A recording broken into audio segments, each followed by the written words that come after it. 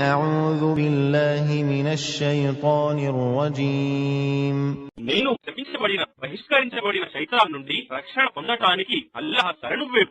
وورث سليمان داود وقال يا أيها الناس علمنا منطق الطير وأوتينا من كل شيء إن هذا لهو الفضل المبين.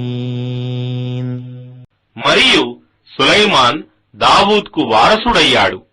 మరియు అతను సులైమాన్ అన్నాడు, ఓ ప్రజలారా, మాకు పక్షుల భాష నేర్పబడింది మరియు మాకు ప్రతి వస్తువు వసంగబడింది. నిశ్చయంగా ఇది ఒక స్పష్టమైన అల్లాహ్ అనుగ్రహమే.